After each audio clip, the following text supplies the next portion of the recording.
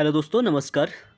राजनीति विज्ञान विषय से संबंधित आज हम कुछ क्वेश्चनों को सॉल्व करेंगे जो आगामी net exam TGT, PGT, personally UP TGT और आरपीएससी टीजीटी के लिए मोस्ट इंपॉर्टेंट क्वेश्चन होंगे। तो चलिए स्टार्ट करते हैं। आज का 30 क्वेश्चन हम कंप्लीट कर चुके थे, 31 से स्टार्ट करेंगे। तो क्वेश्चन है 31, क्वेश्चन है आज का, प्रोपोर्शनल रिप्रेजेंटेशन नामक पुस्तक किसने लिखी थी? तो प्रोपोर्शनल रिप्रेजेंटेशन जो पुस्तक है वो जे.एच. हेलेट के द्वारा लिखी गई थी, यानी इसका सी राइट आंसर हो जाएगा। आप देख सकते हैं JH. Hallett, proportional representation, JS. Mill on liberty, thoughts on parliament reform, subjection of women और लॉर्ड ब्राइस, मॉडर्न डेमोक्रेसी, ये लिखी गई है। यानी सभी बुकों का दिया गया है। जे.एस. मिल ने जो लिखी थी, कौन सी लिखी थी? ऑन लिबर्टी लिखी है। लॉर्ड ब्राइस की बात करें, मॉडर्न डेमोक्रेसी, लॉर्ड ब्राइस की हो जाएगी। और जे.एच. हेलेट की जो है प्रोपोर्शनल रिप्रेजेंटेशन हो जाएगा। और डब्ल्यू.एफ. विलोवी के द्वारा अदर बुक लिखी गई है। अगले क्वेश्चन की बात करेंगे। यह किसने कहा कि कौन, क्या, कब और कैसे प्राप्त करता है? यह राजनीति का विषय है। मोस्ट इंपॉर्टेंट क्वेश्चन है। तो इसका राइट आंसर हेरोल्ड लासवेल, यानी ए इसका राइट आंसर हो जाएगा। तो लासवेल का मानना था कि अभिजन सिद्धांत के समर्थक विचारकों में मोस्का, लासवेल, सी राइट मिल्स, शुम्पीटर इत्यादि प्रमुख हैं। लासवेल ने कहा है कि कौन, क्या, कब, कैसे प्राप्त करता है, यह राजनीति का विषय है। अगले क्वेश्चन की बात करेंगे। सूची 1 को सूची 2 से मिलाने की बात कर रहा है। तो देख लेते हैं, पुस्तक और लेखक दिए गए हैं। यानी राजनीतिक विकास के चरण की बात कर रहा है। ठीक है, तो राजनीतिक विकास के चरण जो पुस्तक लिखी गई थी, ये केनेथ ऑर्गेन्स्की के द्वारा लिखी गई थी, यानी 20 का हो जाएगा। और राजनीतिक विकास के संकट की बात जो की थी, लुसियन पाई के द्वारा की गई थी, यानी इसका फर्स्ट हो जाएगा। राजनीतिक संस्कृति का वर्गीकरण जो किया था, ये किसके द्वारा किया गया था? आलमंड और बर्बा के द्वारा राजनीतिक संस्कृति का वर्गीकरण किया गया था, आलमंड और बर्बा के द्वारा। और राजनीतिक दलों का वर्गीकरण जो है ला पालमबोरा तथा माइरन वीरर के द्वारा किया गया था, यानी इसका फोर्थ ए राइट आंसर हो जाएगा। आप देख सकते हैं इसका एक्सप्लेनेशन। अगले क्वेश्चन की बात करेंगे। राजनीति मानव समुदाय द्वारा अपनी समस्याओं से निपटने की प्रक्रिया है, यह किसने कहा? तो ये भी हेरोल्ड लासवेल के द्वारा कहा गया था। कि हेरोल्ड लासवेल का मानना था कि कहा कि राजनीति मानव समुदाय द्वारा अपनी समस्याओं से निपटने की प्रक्रिया है। और लासवेल, मोस्का, शुम्पीटर और सी राइट मिल्स अभिजन सिद्धांत के समर्थक हैं। अभिजन किसी समुदाय के लघु अल्पसंख्यक होते हैं जो महत्वपूर्ण राजनीति पदों को धारण करते हैं। नेक्स्ट क्वेश्चन की बात करेंगे। सूची 1 को सूची 2 से मिलाने की बात कर रहा है। तो देख लेते हैं कौन कौन सी बुक किसके द्वारा लिखी गई हैं। पावर जो लिखी थी, यानी शक्ति की बात जो है, मैकियावेली के द्वारा की गई थी। इसका पावर मैकियावेली से संबंधित हो जाएगा। इंटरनल कॉन्सिक्वेंसियस, ये ग्रीन का हो जाएगा। और मूल्यों का बाध्यकारी विवरण जो है डेविड स्टन का हो जाएगा। और प्रिजन डायरी जो है ग्रामसी की हो जाएगी। नेक्स्ट क्वेश्चन की बात करेंगे। राजनीति विज्ञान की एक उपशाखा के रूप में तुलनात्मक राजनीति के विकास में निम्नलिखित में से किसने योगदान किया था? तो ये इसका राइट आंसर हेरोल्ड लास्की, यानी सी इसका राइट आंसर हो जाएगा। आप देख सकते हैं हेरोल्ड लास्की ने राजनीति विज्ञान की एक उपशाखा के रूप में तुलनात्मक राजनीति के विकास में योगदान दिया था। तुलनात्मक राजनीति के परंपरागत उपागम राजनीतिक व्यवस्थाओं और प्रक्रियाओं की वास्तविकताओं को समझने में तथा वर्तमान उपागमों के प्रतिपादन में सहायक नहीं हुए हैं। अगला क्वेश्चन है हमारा। डेविड ईस्टन के अनुसार निम्न में से कौन सी राजनीतिक व्यवस्था के नियामक कार्यविधियां होती हैं?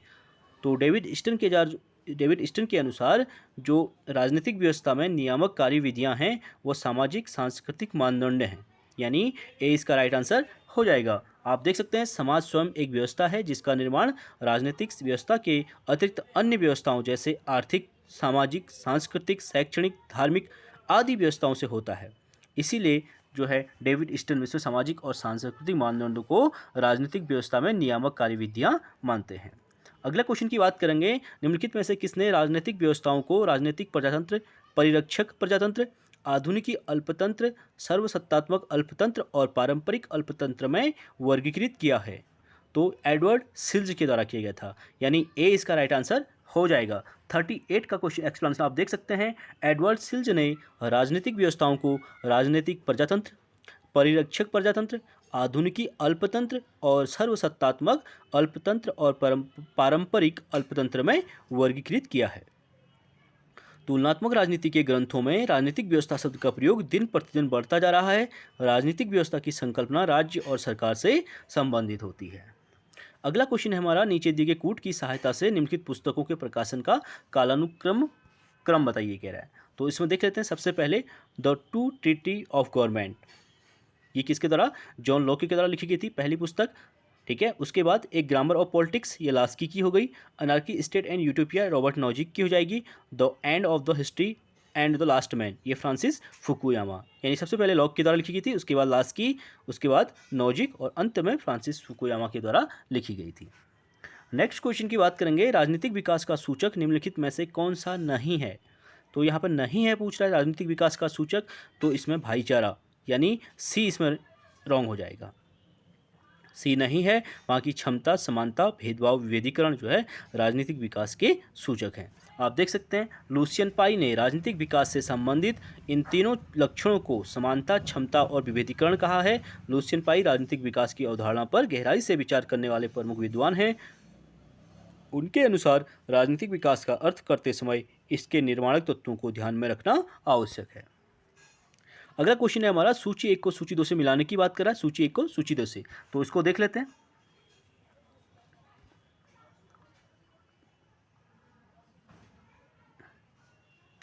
दांते जर्मिनो का संबंध जो है किससे है, रोमन साम्राज्य से हो जाएगा। अगला है मैकियावेली का संबंध राजनीति और नैतिकता से हो जाएगा, पहला हो जाएगा। और लेनिन की बात करेंगे तो लेनिन का साम्राज्यवाद का सिद्धांत दिया था उन्होंने, ठीक है, ये फोर्थ हो जाएगा। और हर्बर्ट स्पेंसर की बात करेंगे तो राज्य का सावयवी सिद्धांत, जो राज्य का सावयवी सिद्धांत है वो हर्बर्ट स्पेंसर के द्वारा दिया गया था। आप देख सकते हैं रोमन साम्राज्य जर्मिनो दांतो, राजनीति तथा नैतिकता की बात मैकियावेली के द्वारा की जाती है, साम्राज्यवाद का सिद्धांत लेनिन के द्वारा दिया जाता है और राज्य का सावयवी सिद्धांत जो हर्बर्ट स्पेंसर के द्वारा दिया गया था। अगला क्वेश्चन है हमारा, मोस्ट इंपोर्टेंट क्वेश्चन है ये, पब्लिक ओपिनियन नामक पुस्तक के लेखक कौन है। तो पब्लिक ओपिनियन नामक जो पुस्तक लिखी गई थी वाल्टर लिपमैन के द्वारा लिखी गई थी। आप देख सकते हैं पब्लिक ओपिनियन तथा द फैटम पब्लिक पुस्तक वाल्टर लिपमैन ने लिखा है तथा अमेरिकन कॉमनवेल्थ तथा मॉडर्न डेमोक्रेसीज पुस्तक लॉर्ड ब्राइस ने लिखा है। नेक्स्ट क्वेश्चन की बात करेंगे, सूची 1 को सूची 2 से मिलाने के लिए कह रहा है, तो इसे देख लेते हैं।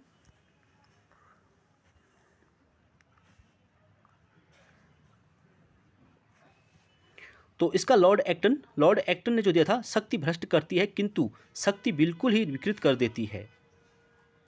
तो ये स्टेटमेंट यहाँ पे पूरा से सही दिया नहीं है, ठीक है। लॉर्ड एक्टन का मानना था कि शक्ति भ्रष्ट करती है और पूर्ण शक्ति पूर्ण रूप से भ्रष्ट कर देती है, यानी इसका दूसरा राइट आंसर हो जाएगा, लॉर्ड एक्टन का दूसरा हो जाएगा।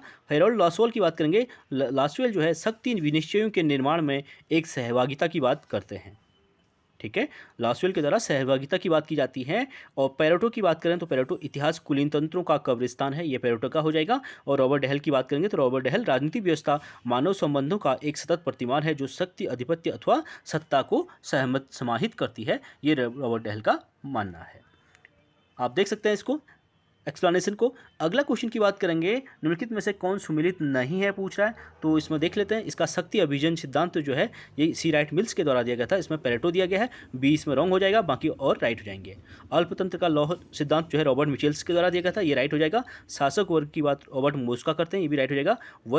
वर्गहीन समाज की बात मार्क्स के द्वारा की गई थी। और सख्त अभिजन पेरेटो ने सख्त अभिजन का सिद्धांत जो दिया था सी राइट मिल्स के द्वारा दिया गया था। आप देख सकते हैं सी राइट मिल्स ने अपनी पुस्तक द पावर एलिट अभिजन के लिए शासक वर्ग शब्द का प्रयोग न करके इसके लिए शक्ति अभिजन यानी पावर एलिट शब्द का प्रयोग किया है, अन्य विकल्प सही है। अगला क्वेश्चन है हमारा, राजनीतिक विज्ञान में व्यवहार क्रांति के जनक के रूप में किसे जाना जाता है। तो राजनीतिक विज्ञान में व्यवहार क्रांति के रूप में किसे जाना जाता है, डेविड ईस्टन को, यानी ए इसका राइट आंसर हो जाएगा। व्यवहारवाद से संबंधित राजनीति विज्ञान के बारे में डेविड ईस्टन को बिल्कुल राइट आप कर सकते हैं। आप देख सकते हैं डेविड ईस्टन को व्यवहारवादी क्रांति का जनक माना जाता है और राजनीति विज्ञान में व्यवहारवाद का ऐसा प्रभावशाली राजनीति सिद्धांत जिसने राजनीतिक अध्ययन करने में मूल्यों को तरजीह देने का विरोध किया, यह राजनीति को प्राकृतिक विज्ञानों के तर्ज पर समझना चाहती है। अगला क्वेश्चन है हमारा, राजनीति विज्ञान आरंभ और अंत राज्य के साथ होता है, यह किसने कहा था। मोस्ट इंपोर्टेंट क्वेश्चन, बहुत बार रिपीट हो चुका है, इससे पहले भी हम इसको 2 बार कर चुके हैं। तो एक बार प्लीज़ आप लोग वीडियो को सभी लोग लाइक जरूर कीजिए, चैनल को सब्सक्राइब कीजिए और लाइक कीजिए और साथ ही शेयर जरूर कीजिएगा। तो राजनीति विज्ञान का आरंभ और अंत जो है राज्य के साथ होता है, ये कहा था गार्नर के द्वारा। आप देख सकते हैं इसका एक्सप्लेनेशन, राजनीति विज्ञान का आरंभ और अंत राज्य के साथ होता है, यह विचार गार्नर ने प्रकट किया था। राजनीति विज्ञान समाज का वह अंग है जिसके अंतर्गत मानवीय जीवन के राजनीतिक पक्ष का और जीवन के इस पक्ष से संबंधित राज्य सरकार तथा अन्य संबंधित संगठनों का अध्ययन किया जाता है। नेक्स्ट क्वेश्चन की बात करेंगे। जब मैं राजनीति विज्ञान शब्द के शीर्षक के अंतर्गत परीक्षा के प्रश्नों को एक समूह को देखता हूँ तो मुझे प्रश्नों पर नहीं अपितु शीर्षक पर खेद होता है। यह कथन किसका है? ये क्वेश्चन भी रिपीट हो चुका है, इंपॉर्टेंट क्वेश्चन है, ये हम पहले कर चुके हैं। ये मेटलैंड के द्वारा कहा गया था, यानी ए इसका राइट आंसर हो जाएगा। आप देख सकते हैं ज्ञान की वर्तमान अवस्था में राजनीति को विज्ञान मानना तो बहुत दूर तथा यह कलाओं में भी सबसे पिछड़ी हुई कला है। इसी बात को मेटलैंड ने व्यंग्य भाषा में कहा था।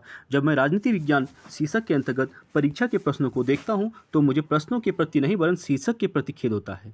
जबकि अरस्तु ने इसे सर्वोच्च विज्ञान कहा और बनार्ड शाह ने इसे मानवीय सभ्यता को सुरक्षित रख सकने वाला विज्ञान माना है।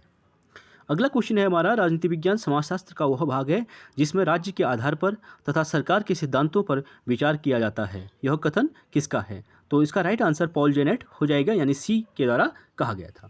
आप देख सकते हैं राजनीति विज्ञान तथा अन्य विषयों के बीच संबंधों के बारे में पॉल जेनेट का मानना था कि राजनीति विज्ञान समाजशास्त्र का वह भाग है जिसमें राज्य के आधार पर सरकार के सिद्धांतों पर विचार किया जाता है।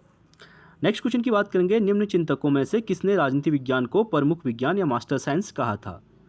तो इसका राइट आंसर अरस्तु हो जाएगा, यानी मास्टर साइंस जब भी आएगा तो आप बिल्कुल आंख बंद करके अरस्तु को लॉक कर सकते हैं। तो इसमें बी इसका राइट आंसर हो जाएगा, क्योंकि अरस्तु जो है राजनीति विज्ञान को मास्टर साइंस की उपाधि अरस्तु के द्वारा ही दी गई थी। आप देख सकते हैं अरस्तु राजनीति विज्ञान को न केवल स्वतंत्र विज्ञान का वरन सर्वोच्च विज्ञान की स्थिति प्रदान करते हैं। राजनीति शास्त्र के संबंध में उनका कथन है कि यह समस्त मानव समाज के कल्याण का प्रतिपादन करने वाला शास्त्र या सर्वोच्च विज्ञान है। उल्लेखनीय है कि राजनीति शब्द का सर्वप्रथम प्रयोग अरस्तु द्वारा किया गया था। अगले क्वेश्चन की बात करेंगे। नागरिकशास्त्र की उत्पत्ति सिविक और सिविटाज शब्द से हुई है। यह कौन से शब्द हैं? तो ये लैटिन भाषा के शब्द हैं, यानी सी इसका राइट आंसर हो जाएगा। आप देख सकते हैं नागरिकशास्त्र की उत्पत्ति सिविक और सिविटाज से हुई है। यह लैटिन भाषा के शब्द हैं। नागरिकशास्त्र और राजनीतिक समाज को समानार्थी माना जाता है तथा यह शब्द राज्य के पर्याय के रूप में प्रयोग होता रहा है, लेकिन नागरिकशास्त्र का पृथक अस्तित्व भी है। नेक्स्ट क्वेश्चन की बात करेंगे। राजनीति शब्द की उत्पत्ति पोलिस से हुई है। तो पोलिस शब्द कहाँ से आया? पोलिस शब्द जो है ग्रीक भाषा का शब्द है, यानी ई ए इसका राइट आंसर हो जाएगा। आप देख सकते हैं पॉलिटिक्स राजनीति शब्द की उत्पत्ति यूनानी यानी ग्रीक शब्द पोलिस से हुई है, जिसका अर्थ उस भाषा से है जिसका संबंध नगर राज्य से होता है। ईसा से 500 वर्ष पूर्व नगर राज्यों को पोलिस कहा जाता था। यूनानी विचारकों ने इन नगर राज्यों की गतिविधियों का नाम पॉलिटिक्स रख दिया और पॉलिटिक्स शब्द जो है सर्वप्रथम अरस्तु द्वारा प्रयोग किया गया था। अगला क्वेश्चन है हमारा, किसने राजनीति विज्ञान का आरंभ और अंत राज्य के साथ होता है कहा था? ये क्वेश्चन देखिए बहुत बार रिपीट हो रहा है, तो ये गार्नर के द्वारा कहा गया था। इंपॉर्टेंट क्वेश्चन है, यानी ए इसका राइट आंसर हो जाएगा। गार्नर के अनुसार राजनीति विज्ञान का आरंभ और अंत राज्य के साथ होता है। पॉलिटिक्स यानी राजनीति शब्द की उत्पत्ति यूनानी शब्द पोलिस से हुई है, जिसका अर्थ होता है नगर राज्य। पॉलिटिक्स शब्द का सर्वप्रथम प्रयोग अरस्तु के द्वारा किया गया था। अगला है हमारा, राजनीति शब्द की उत्पत्ति पोलिस शब्द से हुई है। यह पोलिस शब्द किस भाषा का शब्द है? तो पोलिस शब्द किस भाषा का शब्द है? सी इसका राइट आंसर हो जाएगा, यानी ग्रीक भाषा का। आप देख सकते हैं राजनीति शब्द की उत्पत्ति पोलिस शब्द से हुई है। यह पोलिस शब्द ग्रीक भाषा का शब्द है। यूनानी विचारकों ने इन नगर राज्यों की गतिविधियों का नाम पॉलिटिक्स दिया और पॉलिटिक्स शब्द का सर्वप्रथम प्रयोग अरस्तु के द्वारा किया गया था। अगला है हमारा, कांग्रेस ने अपने पूर्ण स्वराज्य के उद्देश्य को किस वर्ष में निर्धारित किया था? तो पूर्ण स्वराज्य के उद्देश्य को जो निर्धारित किया था कांग्रेस के द्वारा 1929 के लाहौर अधिवेशन में, यानी डी इसका राइट आंसर हो जाएगा। आप देख सकते हैं कांग्रेस ने अपने पूर्ण स्वराज के उद्देश्य को वर्ष 1929 में निर्धारित किया था। 1929 के लाहौर अधिवेशन में पारित पूर्ण स्वराज के प्रस्ताव के अनुसार कांग्रेस के संविधान में स्वराज शब्द का अर्थ पूर्ण स्वतंत्रता या पूर्ण स्वराज हो गया। लाहौर सम्मेलन के अंतिम दिन की आधी रात को रावी नदी के तट पर जवाहरलाल नेहरू ने पूर्ण स्वराज या वंदे मातरम नारों के साथ ध्वज को लहराया था। अगला क्वेश्चन है हमारा, सूची 1 को सूची 2 से सुमेलित करने की बात कर रहा है, तो देख लेते हैं।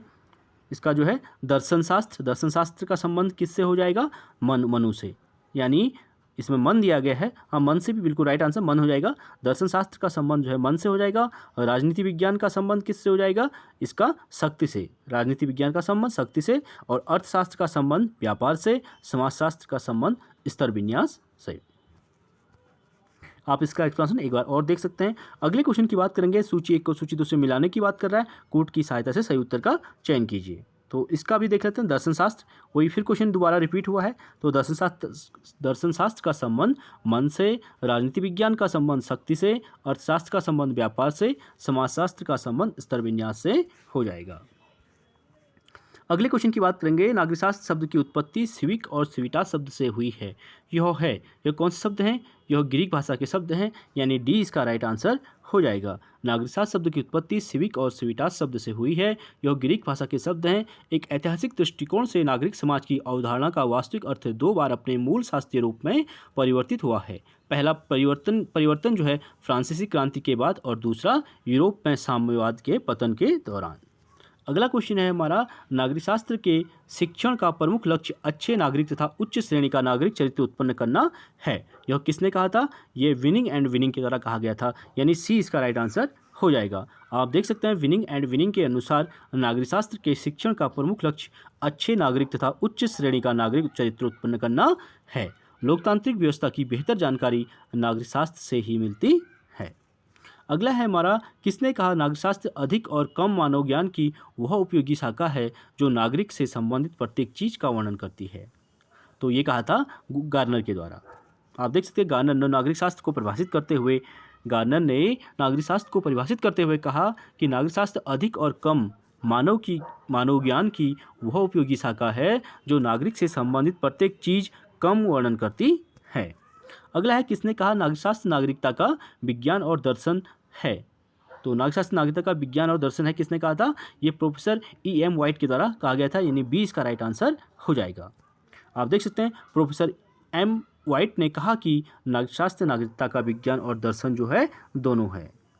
अगला क्वेश्चन है हमारा, राज्य ही नगर था और चर्च भी, इस वाक्य का व्यवस्था विवरण देता है। मोस्ट इंपोर्टेंट क्वेश्चन है। तो ये यूनानी नगरों के बारे में कहा गया है कि राज्य ही नगर था और चर्च भी। आप देख सकते हैं प्राचीन यूनानी यह मानते थे कि राज्य जीवन की आवश्यकताओं की पूर्ति के लिए अस्तित्व में आता है और सज्जीवन की सिद्धि के लिए बना रहता है। क्योंकि प्राचीन यूनान में राज्य ही सब कुछ था, राज्य के अलावा कोई दूसरी सत्ता नहीं थी। राज्य एक सजीव प्राणी के तुल्य था। भिन्न भिन्न मनुष्य इस प्राणी के भिन्न भिन्न अंगों के तुल्य हैं। तात्पर्य, उस समय राज्य और चर्च भिन्न संस्थाएं नहीं थी, इसीलिए ऐसा कहा गया कि राज्य भी नगर था और चर्च भी नगर था। अगला क्वेश्चन है, सरकार राज्य का अभिव्यक्त रूप है, यह व्यक्ति के सामान्य उद्देश्यों की पूर्ति करता है, यह कथन किसका है? तो सरकार राज्य का अभिव्यक्त रूप है, ये लीकॉक के द्वारा कहा गया था, यानी डी इसका राइट आंसर हो जाएगा। आप देख सकते हैं सिले और लीकॉक जैसे विद्वानों का कहना है कि परंपरागत राजनीति विज्ञान केवल सरकार का अध्ययन है। लीकॉक का मानना है कि राज्य अमूर्त है, यानी राज्य को लीकॉक अमूर्त रूप में मानते हैं और सरकार ही राज्य का व्यवहारिक एवं मूर्त रूप से प्रतिनिधि है जो व्यक्ति के हितों की पूर्ति करता है। गार्नर एवं ब्लंसली राज्य के अध्ययन पर बल दिया है और सरकार को राज्य के हितों की पूर्ति का साधन माना है। नेक्स्ट क्वेश्चन की बात करेंगे, निम्नलिखित में से कौन सा विद्वान निश्चित भूभाग को राज्य का अनिवार्य तत्व नहीं मानता है? ये सिले नहीं मानते हैं, यानी डी इसका राइट आंसर हो जाएगा। आप देख सकते हैं कुछ विद्वान भूभाग को राज्य का आवश्यक तत्व नहीं मानते, जैसे सिले हो गए, डुगवी और बिलोबी एवं लिमोन आदि विद्वान जो है राज्य निश्चित भूभाग को राज्य का प्रमुख अंग नहीं मानते हैं। सिले का मानना है कि भूभाग के बिना भी राज्य का अस्तित्व रह सकता है। अन्य तथ्य गैटिल ने राज्य की परिभाषा राज्य के विज्ञान के रूप में दी है। वहीं गार्नर जो है राजनीति विज्ञान का आरंभ और अंत राज्य से होता है, ये मानते हैं। और लास्की की बात करें तो राज्य को अन्य सभी समूह की तुलना में राज्य की सर्वोच्चता का दावा करता है। अगला क्वेश्चन है हमारा, राज्यों का वर्गीकरण सर्वप्रथम किसने किया था? तो राज्यों का वर्गीकरण सबसे पहले जो किया गया था अरस्तु के द्वारा किया गया था, यानी ए इसका राइट आंसर हो जाएगा। आप देख सकते हैं राज्यों का सर्वप्रथम वर्गीकरण जो है अरस्तु द्वारा किया गया था। अरस्तु ने वर्गीकरण 2 आधारों पर किया था, एक संख्या के आधार पर, दूसरा अर्थात प्रमुख शक्ति का प्रयोग कितने व्यक्तियों द्वारा किया जाता है, और दूसरा नैतिकता के आधार पर, यानी नैतिक आधार पर अर्थात शासन करने वाले व्यक्तियों का उद्देश्य क्या है। अरस्तु ने अपने वर्गीकरण में पॉलिटी को सर्वश्रेष्ठ शासन व्यवस्था में शामिल किया है, जिसके लिए वर्तमान समय में प्रजातंत्र शब्द का प्रयोग किया जाता है। अगले क्वेश्चन की बात करेंगे, राज्य का सबसे महत्वपूर्ण तत्व है। तो राज्य का सबसे जो महत्वपूर्ण तत्व है वो संप्रभुता यानी सॉवरेनिटी हो जाएगा। डी इसका राइट आंसर हो जाएगा। आप देख सकते हैं आधुनिक समय में राज्य की संकल्पना के अंतर्गत राज्य के 4 तत्व माने गए हैं, जिसमें जनसंख्या, भूभाग, सरकार और संप्रभुता, ये 4 तत्व इंपॉर्टेंट बताए गए हैं। और संप्रभुता को राज्य का महत्वपूर्ण तत्व माना गया है, क्योंकि यही तत्व राज्य को अन्य समुदायों से पृथक करता है। संप्रभुता शब्द का सर्वप्रथम प्रयोग जीन बोदा ने किया था। मोस्ट इंपॉर्टेंट है, संप्रभुता शब्द का प्रयोग सबसे पहले किसने किया था? जीन बोदा ने। संप्रभुता का अर्थ राज्य की ऐसी शक्ति से है जिसके बल पर वह अपने भूभाग में अपनी आज्ञाओं का पालन करा सके और बाहर के राज्यों के साथ एक इकाई के रूप में किसी तरह का लेन देन, मैत्री या लड़ाई कर सके। अगला क्वेश्चन है हमारा, राज्य कहे जाने के लिए अति आवश्यक तत्व है। तो राज्य कहे जाने के लिए जो सबसे इंपॉर्टेंट आवश्यक तत्व है वो सर्वोच्च सत्ता यानी सी इसका राइट आंसर हो जाएगा। अगले क्वेश्चन की बात करेंगे, राज्य के आवश्यक तत्व हैं तो कौन कौन से हैं, कितने हैं पूछा गया है। तो चारों राज्य के आवश्यक तत्व हैं, आप इसको राइट करेंगे, सी इसका राइट आंसर हो जाएगा। निम्न में से कौन राज्य का आवश्यक अंग नहीं है पूछा गया है। सरकार इंपॉर्टेंट है, संप्रभुता भी है और भूभाग भी है। तो कानून जो है इसका आवश्यक अंग नहीं है, इसलिए डी इसमें रॉन्ग हो जाएगा। अगला क्वेश्चन की बात करेंगे, निम्नलिखित में से कौन सा राज्य नहीं है। ठीक है, राज्य कौन सा नहीं है पूछ रहा है, तो इसका जो है राजस्थान। निम्न में से कौन सा राज्य नहीं है, तो यहाँ पे हाँ, तो राज्य की बात यहाँ पे देश के सिलसिले में हो रही है, तो यहाँ पे राजस्थान नहीं हो जाएगा। श्रीलंका, नेपाल और बांग्लादेश तीनों क्या हो जाएंगे? देश हो जाएंगे। आप देख सकते हैं मानव समाज के किसी समुदाय को राज्य कहलाने के लिए इनमें 4 तत्वों का होना आवश्यक है। कौन कौन सा? जनसंख्या, निश्चित भूभाग, प्रभुसत्ता और सरकार। राजनीति शास्त्र में राज्य का अर्थ संघ राज्य से होता है। भारत संघ राज्य है, राजस्थान उसके अंतर्गत निहित है और संप्रभुता भारत में निहित है, इसलिए यहाँ पर राजस्थान नहीं है। अगले क्वेश्चन की बात करेंगे, राज्य के स्वरूप के बारे में निम्नलिखित में से कौन सही है। तो राज्य के स्वरूप के बारे में पूछ रहा है, तो इसका सी राइट आंसर हो जाएगा, यानी राज्य साधन और साध्य दोनों हैं। आप देख सकते हैं राज्य के स्वरूप के बारे में विचारकों के भिन्न भिन्न विचार हैं। राज्य जो है साध्य और साधन दोनों है, जहां आदर्शवादी राज्य को साध्य और एवं मानवीय विवेक की परिणति मानते हैं, वहीं उदारवादी राज्य को साधन मानते हैं। अगले क्वेश्चन की बात करेंगे, राज्य के सावयवी सिद्धांत यानी ऑर्गेनिक थ्योरी के समर्थक हैं। ये क्वेश्चन अभी आया था, तो इसका राइट आंसर ब्रनसली और हर्बर्ट स्पेंसर, यानी डी इसका राइट आंसर हो जाएगा। जो सावयवी सिद्धांत ऑर्गेनिक थ्योरी दी थी वो ब्रनसली और हर्बर्ट स्पेंसर दोनों के द्वारा दी गई थी। ऑप्शन में दोनों मिलेंगे, आप दोनों राइट करेंगे, नहीं तो हर्बर्ट स्पेंसर को राइट करेंगे। आप देख सकते हैं सावयवी सिद्धांत के अंतर्गत राज्य को शरीर रूप माना गया है। इस सिद्धांत के अनुसार जिस प्रकार शरीर के विभिन्न अंग होते हैं और वह उनसे मिलकर बना होता है, उसी प्रकार राज्य के विभिन्न अंग होते हैं और वह उनसे मिलकर बनता है, अर्थात राज्य की तुलना व्यक्ति के शरीर से की गई है। इस विचार के प्रबल समर्थक जो है ब्रनसली और हर्बर्ट स्पेंसर को माना जाता है। अगला क्वेश्चन है हमारा, किसने कहा राज्य का आधार शक्ति नहीं इच्छा है। तो राज्य का आधार शक्ति नहीं इच्छा है, टी.एच. ग्रीन के द्वारा कहा गया था, सी इसका राइट आंसर हो जाएगा।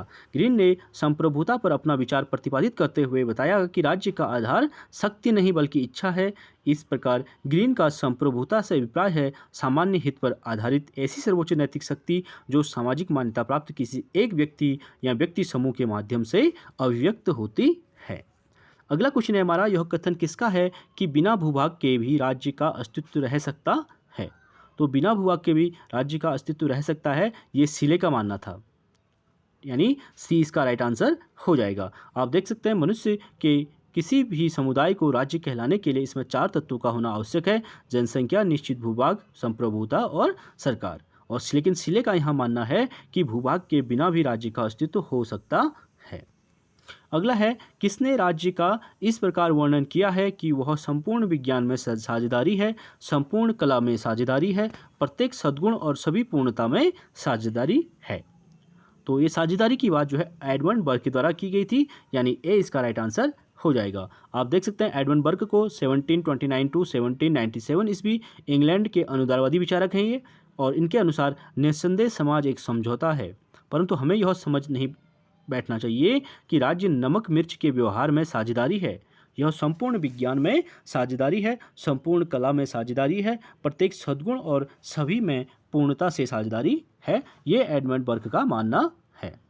अगले क्वेश्चन की बात करेंगे, निम्नलिखित में से कौन इंग्लैंड में लेसे फेयर सिद्धांत का प्रतिपादक नहीं था। यहाँ पे लेसे फेयर देखा, लेजिस्फेयर हो, लेजिस्फेयर सिद्धांत का प्रतिपादक नहीं था लिखा गया है। तो टी.एच. ग्रीन जो आदर्शवादी विचारक हैं वो लेजिस्फेयर के सिद्धांत से संबंधित नहीं है। बाकी तीनों राइट हो जाएगा। आप देख सकते हैं लेजिस्फेयर का तात्पर्य हस्तक्षेप से है, अर्थात इस सिद्धांत के तहत राज्य को व्यक्ति के कार्यों में कम से कम हस्तक्षेप करने चाहिए। लेजिस्फेयर का सिद्धांत ये कहता है कि राज्य के कार्यों में जो व्यक्ति है उसको जो है कम से कम हस्तक्षेप करना चाहिए। व्यक्ति के कार्यों में राज्य को कम से कम हस्तक्षेप करनी चाहिए, अर्थात इसमें व्यक्ति की स्वतंत्रता का अधिक महत्व दिया गया है। ब्रिटेन में इस सिद्धांत के समर्थकों में Adam Smith, Jeremy Bentham, James मिल और जे.एस. मिल आदि आते हैं। टी.एच. ग्रीन एक आदर्शवादी विचारक हैं। इन्हें कल्याणकारी राज्य के सिद्धांत का अग्रदूत माना जाता है। अगला क्वेश्चन है हमारा लेजिस्फेयर आ चुका है। लेजिस्फेयर का क्या अभिप्राय है। तो लेजिस्फेयर का आंसर जो हो जाएगा इसमें व्यक्ति को अकेला छोड़ दो। ठीक है, पर्टिकुलर इसका सी राइट आंसर होना चाहिए था, लेकिन यहाँ पर डी इनमें से सभी दिया है। धर्मनिरपेक्ष राज्य, समाजवादी राज्य या व्यक्ति को अकेला छोड़ दो। ठीक है, तो तीनों ऑप्शन दिया गया तो डी कर सकते हैं, लेकिन पर्टिकुलर इसका आंसर जो है व्यक्ति को अकेला छोड़ दो ये होना चाहिए। अगले क्वेश्चन की बात करेंगे, किसने राज्य का इस प्रकार वर्णन किया है कि यह संपूर्ण विज्ञान में साझेदारी, संपूर्ण कला में साझेदारी और प्रत्येक सद्गुण और सभी पूर्णता में साझेदारी है। तो इसका राइट आंसर एडमंड बर्क यानी ए इसका राइट आंसर हो जाएगा। आप देख सकते हैं एडमंड बर्क ने राज्य के स्वरूप का वर्णन करते हुए लिखा है कि यह संपूर्ण विज्ञान में साझेदारी है, संपूर्ण कला में भी साझेदारी है और प्रत्येक सद्गुण और सभी पूर्णता में साझेदारी है। अगले क्वेश्चन की बात करेंगे, राज्य एक संसार है जिसे आत्मा अपने लिए बनाती है, यह कथन किसका है। तो ये एम.पी. फॉलेट का है, यानी एम.पी. फॉलेट का मानना है कि राज्य एक संसार है जिसे आत्मा अपने लिए बनाती है। आप देख सकते हैं बहुलवादी विचारक एम.पी. फॉलेट क्या हैं, बहुलवादी विचारक हैं कि इनके अनुसार जो है राज्य एक संसार है जिसे आत्मा अपने लिए बनाती है। अगला क्वेश्चन है, किसने राज्य को एक संप्रभु भूक्षेत्रीय समूह कहा है। तो राज्य को एक संप्रभु भूक्षेत्रीय समूह जो है डेविड हिल्ड के द्वारा कहा गया है। आप देख सकते हैं डेविड हिल्ड ने राज्य को एक संप्रभु क्षेत्रीय या भूक्षेत्रीय समूह कहा है। तो आज का अंतिम क्वेश्चन की बात करेंगे, सेवाइन के अनुसार यह दार्शनिक कौन था जिसने सर्वप्रथम राज्य को वह अर्थ प्रदान किया जो आधुनिक राजनीतिक व्यवहार में उसके साथ जुड़ गया है। तो ये मैकियावेली के द्वारा कहा गया था। आप देख सकते हैं सेवाइन के अनुसार मैकियावेली ने सर्वप्रथम राज्य को वह अर्थ प्रदान किया जो आधुनिक राजनीतिक व्यवहार में उसके साथ जुड़ गया है। अरस्तु की भांति मैकियावेली ने राजनीति विज्ञान के अध्ययन में ऐतिहासिक पद्धति का प्रयोग किया। अरस्तु राज्य को प्राकृतिक संस्था मानता है जबकि मैकियावेली मानवकृत। ठीक है, अरस्तु राज्य को मानते हैं कि प्राकृतिक संस्था ये पहले से बनी हुई है, इसमें कोई हस्तक्षेप नहीं कर सकता, जबकि मैकियावेली कहते हैं कि राज्य कोई प्राकृतिक संस्था नहीं है, ये मनुष्यों के समूह द्वारा यानी मनुष्यों ने सामाजिक समझौता करके बनाई गई है। और उसका विचार है कि राज्य एक कृत्रिम संस्था है, यानी जिसे मनुष्य ने अपनी असुविधाओं को दूर करने के लिए बनाया है। वह राज्य के आविर्भाव का कारण मनुष्य का स्वार्थ मानते हैं और इसी कारण राज्य की मुख्य विशेषता उसका निरंतर विस्तार है। तो चलिए फ्रेंड्स, आज के लिए हमारे 40 क्वेश्चन कंप्लीट हुए। प्लीज़ आप लोग वीडियो को लाइक कीजिए, शेयर कीजिए, सब्सक्राइब कीजिए। Thank you so much.